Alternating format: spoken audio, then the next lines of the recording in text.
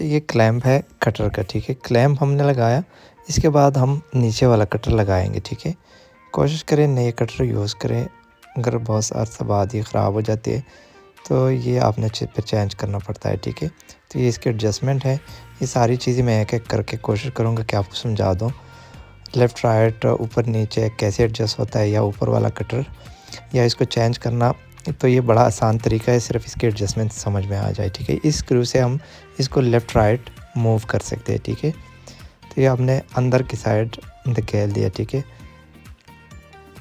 क्योंकि इसके बाद हम ऊपर वाला कटर लगाएंगे, ठीक है। इसको अंदर करके हमने फिर टाइट किया और इसके बाद हम ऊपर वाला कटर लगाएंगे, ठीक है। ये इसका ऊपर कटर है, ये भी हमने चेंज किया, पुराना वाला हमने फेंक दिया और ये नया हमने लगवा दिया।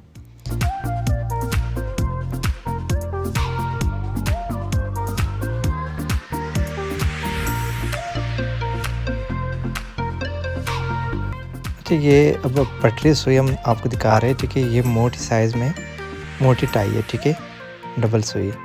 ये सिंगल टाई में है, पतली टाई है, ठीक है। और ये जो है ये मोटी साइज़ में है, सिंगल टाई, ठीक है। तो इससे आपके पीको पे फ़र्क पड़ता है, ठीक है। पीको की साइज़ में फ़र्क पड़ता है, ठीक है। मोटी साइज़ पीको बनानी है, अपने पतली साइज़ बनानी है। अब ये जो है ये मोटी साइज़ है, ये पतली साइज़ में सिंगल टाई। तो ये मशीन बेसिक में ये कटवर पीको या किंगरी पीको जो 5 दाग वाली पीको है, ठीक है, उसी पे सेट है। तो हमने इसको अब सिंगल पीको पे सेट करना है और पतली टाई पे सेट करना है, ठीक है। पतली भी नहीं, नॉर्मल है। तो इसका हमने पटरी निकाला और अब ये पतली टाई वाला सिंगल नीडल हम लगाएंगे, ठीक है।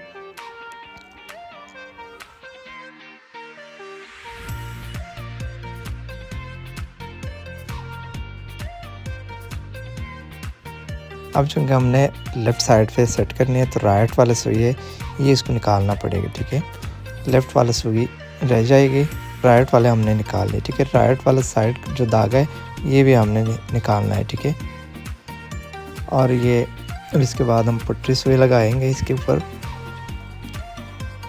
बेबी जापानी पीको पे यही सेटिंग होगी, ठीक है। आप कुमकुम पीको या जो 3 दागों वाली पीको है, ठीक है, आप राइट साइड पे भी सेट कर सकते हैं, लेकिन मेरे ख़्याल से जहाँ तक मेरा इल्म है ये लेफ़्ट साइड पे मुनासिब है, क्योंकि आपका सेटिंग फिर ख़राब नहीं होता है। अगर आपने किंगरी पीको या कटवर पीको बनानी है और एक ही मशीन पे सारी चीज़ें करनी है आपने, तो ये आपने लेफ़्ट साइड पे लगानी है। यहाँ से जो है ये भी बड़ी ज़रूरी है, यहाँ से बेस प्लेट जो ऊपर वाला प्लेट है, नीडल प्लेट, यहाँ से आप एडजस्ट कर सकते हैं, ठीक है। अगर नीडल कई साइड से लग रही है तो आप यहाँ से एडजस्ट कर सकते हैं, ठीक है। लेफ़्ट राइट आप मूव कर सकते हैं, आगे पीछे भी थोड़े से मूवमेंट इसमें हो सकती है। तो यहाँ से आप एडजस्ट करके नीडल बिल्कुल दरमियान पे आ सकती है।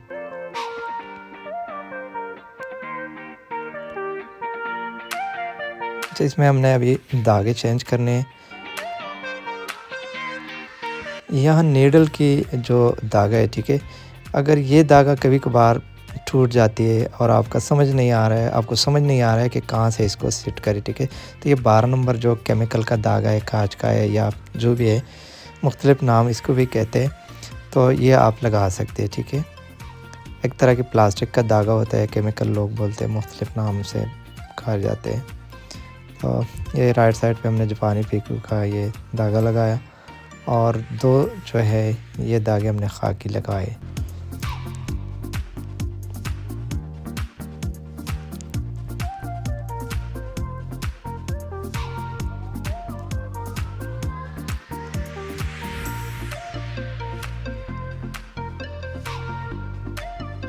यहाँ पे सिर्फ हमने एक ही जगह पे चेंज किया हुआ है, अब वो मैं आपको बताता हूँ कि क्यों मैंने चेंज किया हुआ है। और बाकी धागे बिल्कुल सेम जहाँ से पहले गुज़रे हैं उन्हीं जगहों से आपने गुजारने हैं धागे, ठीक है। ये धागा आपने मेरे ख़्याल से इस जगह के बजाय, ये दूसरी के बजाय आपने तीसरी बटन पे लगानी है, ठीक है। तो इससे ये होगा कि जो दूसरी वाले है इसमें हमने सख्त स्प्रिंग लगाया है जो किंगरी पीको पे चलती है, ठीक है।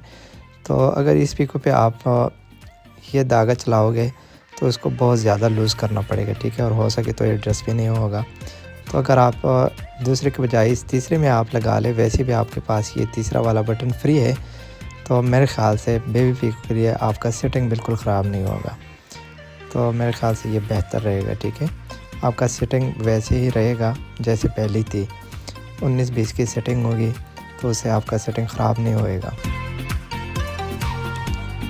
ये आप देखें, ये हमने तीसरे पे लगा के उसके पत्तियों में से गुज़ार के अब पुराने तरीके से जो पुराना आपका धागा चला हुआ है उन्हीं गाइडों में से गुज़र के चला जाएगा।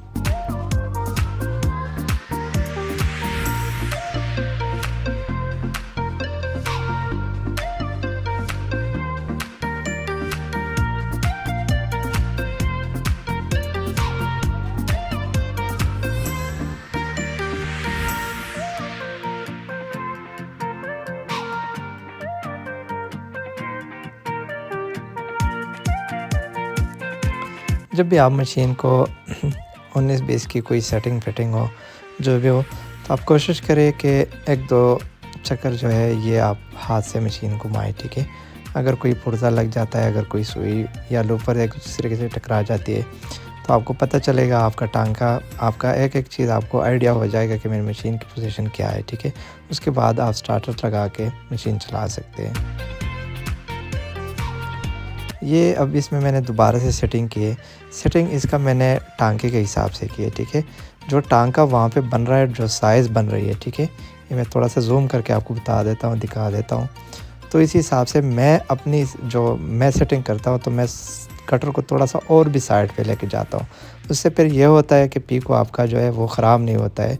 अगर आपका कोई दुपट्टा धो जाता है या कोई उसमें ज़्यादा अरसा तक इस्तेमाल होती है तो उसका पीको ख़राब नहीं होता है। ठीक है,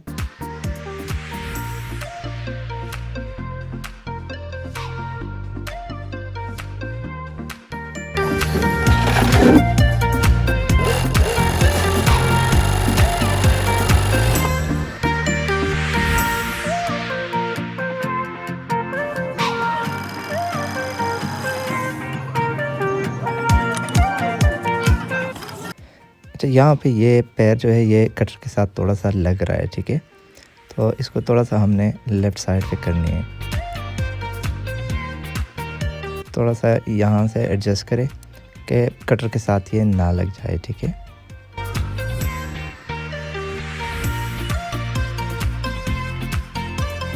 अब ये इसका टांका जो है थोड़ा सा लंबी है साइज़ में। ठीक है, ओवरलॉक जैसी स्टिच है इसकी, इसको आपने छोटा करना है, कम करना है। ठीक है, इसकी लंबाई हमने कम करनी है, तो यहाँ से ये एडजस्ट होगी। ठीक है, इस बटन को हमने एक दफ़ा प्रेस किया, ज़ोर लगानी है इस पर। ठीक है, अब ये एक स्टेप और भी नीचे जाएगी। ठीक है, जब ये एक स्टेप और नीचे जाएगी, ये एक स्टेप नीचे और भी गई। ठीक है, तब इसके बाद ये आपने छोटी लूफर पे नज़र रखनी है।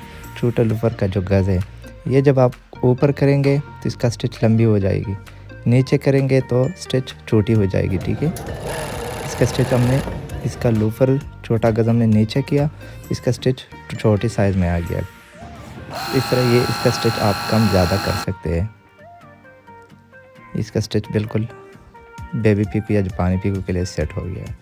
अब ये आप देखिए ज़रा, ये नीचे वाला खाकी धागा जो है थोड़ा सा दिख रहा है, ये सुई वाला धागा है। हमेशा सुई वाला धागा जो है ये नीचे की तरफ आएगा, तो इसको हमने थोड़ा सा टाइट करना है। ये बाकी धागे में थोड़ी सी लूज़ की है ताकि टांका बिल्कुल क्लियर आ जाए।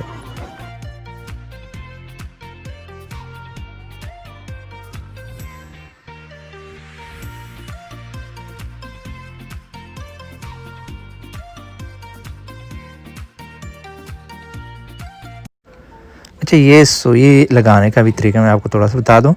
ये सुई जो है DC 16 ओवरलॉक की सुई है। ठीक है, इसमें एक चिपटा सा हिस्सा है जो सुराख के बिल्कुल पास में ही है। ठीक है, ये चिपटा सा हिस्सा जो है ये आपने पीछे की तरफ करना है, और जो दार है आर पार जो सुई सुराख तक जाती है, ठीक है, जो नाली जैसी है, ठीक है, ये आपने अपनी तरफ करनी है। ठीक है, और चिपटा वाला हिस्सा जो है सुराख के जो पास में ही है, ये आपने पीछे की तरफ लगानी है।